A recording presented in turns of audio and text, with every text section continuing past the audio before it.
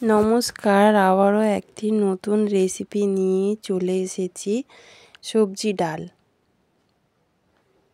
সবজি ডাল রান্না করার জন্য সবজি কেটে নিয়েছি। গাজর, বিন কড়াই, টমেটো, আদা বেটে নিয়েছি। আমার কাছে ফুলকপি নেই, তাই ফুলকপিও দেয়া যায়। তেল দিয়ে দেব, সবজিগুলো ভেজে নেব।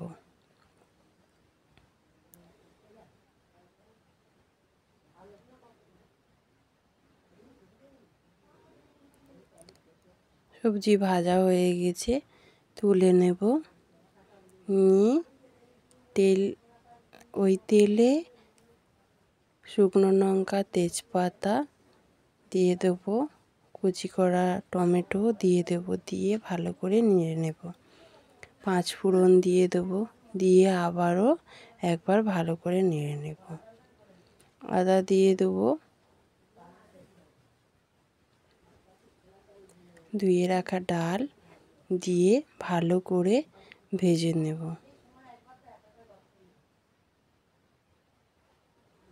ভাজা হয়ে গেছে, ঠান্ডা জল দেব না, গরম জল দেব। ভেজে রাখা সবজি দিয়ে দেব। ফুটে গেছে, হলুদের গুঁড়ো ওপর দিয়ে দেব। লবণ দিয়ে দেব। সবজি ভাজার সময় লবণ দিইনি, তাই একটু লবণ বেশি দেব।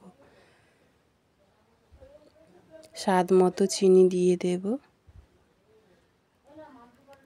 হয়ে গেছে, ওপর দিয়ে ঘি দিয়ে নামিয়ে নেব। সবজি ডাল হয়ে গেছে, গরম ভাতের সাথে সেই স্বাদ।